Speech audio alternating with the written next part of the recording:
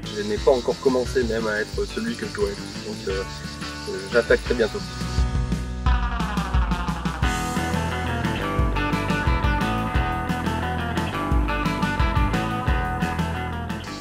Je me fais traiter des deux en général, donc j'ai l'habitude, on va dire facho le matin et macho le soir.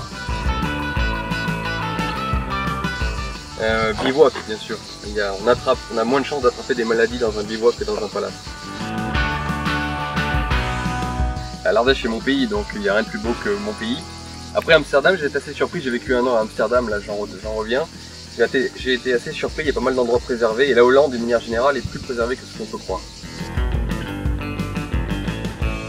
J'étais un gros chineur, mais pour tous ceux qui ont été des chineurs ou qui le sont, ils savent qu'ils doivent aussi savoir se bagarrer, sinon ça peut être très dangereux pour eux. Donc beaucoup de chineurs et un peu de bagarreurs. Mais de toute façon, les gros bagarreurs sont souvent des gens qui n'arrivent pas à chiner, donc quand ils rentrent bredouille, il faut bien qu'ils expriment leur énergie quelque part. J'essayais en général de ne pas rentrer bredouille. C'est compliqué, il y en a tellement, il y en a énormément. Après je dirais que je n'ai qu'une seule vraie référence à laquelle je reviens de toute façon irrémédiablement, c'est Nietzsche. Moi je suis un grand fan du Parrain, des trois d'ailleurs, des trois volets du Parrain.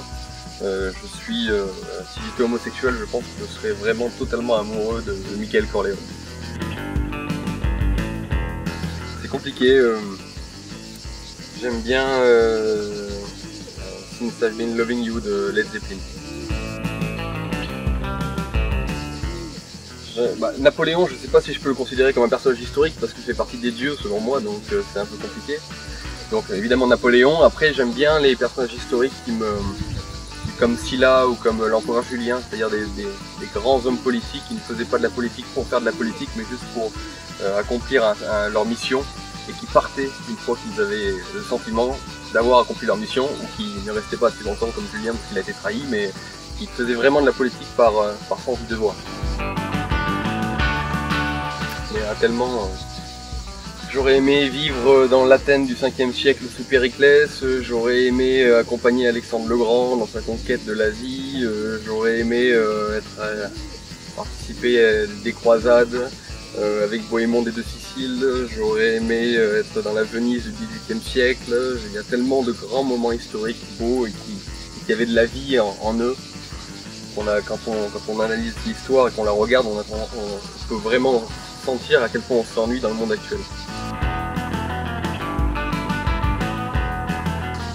Alors si un jour j'étais riche, ce qu'à Dieu ne plaise, j'aimerais avoir une maison près de la mer, soit en France, en Italie ou en Grèce, et une autre dans les montagnes ou dans mon Ardèche. Ce sera parfait.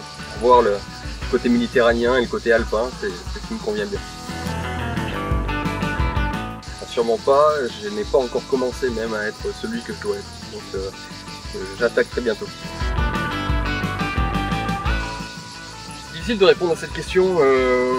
Passion, il y en a plein, passion de la nature, passion de l'amour, passion de la connaissance, ça fait un peu con de répondre comme ça, mais j'aimais bien quand j'étais jeune le cinéma. Je pense que j'aurais vraiment été bon dans le cinéma, pas en tant qu'acteur mais réalisateur. Et pour écrire des scénarios, j'ai quelques scénarios que j'ai écrits qui à mon avis feraient des films extraordinaires. Mais à cause de mes idées et à cause de cette bêtise de l'engagement politique, je pense que je suis grillé dans ce monde-là. Parce que le monde du cinéma, surtout français, est totalement un monde qui est centré sur lui-même. Et malheureusement, je pense que c'est un sacrifice que je vais devoir faire. Même si j'adore le cinéma, je ne vais pas pouvoir en faire. J'ai une éducation totalement catholique. J'ai fait tout ce qu'il fallait faire, j'étais même à l'école chez les bonnes sœurs. Maintenant j'ai plus une tendance agnostique, tendance même panthéiste, et je vous répondrai qu'il y a une anecdote qui est très connue. On a demandé un jour à un viking qui s'apprêtait à prendre la mer, quelqu'un lui demande quelle est ta foi, toi viking, il répond j'ai foi en ma force. Et on n'a jamais su si ce viking est mort en mer juste après ou s'il a fondé un empire. Gréco-latin, parce que moi je viens de ce monde-là, le monde méditerranéen, mais après je vous dirais que l'Europe c'est le métissage entre le monde gréco-latin et le monde celto-germain. C'est d'ailleurs que ça, essentiellement.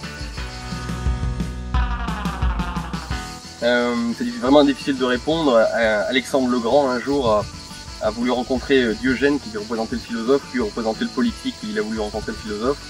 Et après l'avoir rencontré, il a dit si je n'étais pas Alexandre, je serais Diogène. Donc, il y a toujours cette division de l'esprit en fait entre l'action et la réflexion. Et le meilleur, c'est le roi philosophe, c'est l'empereur Julien.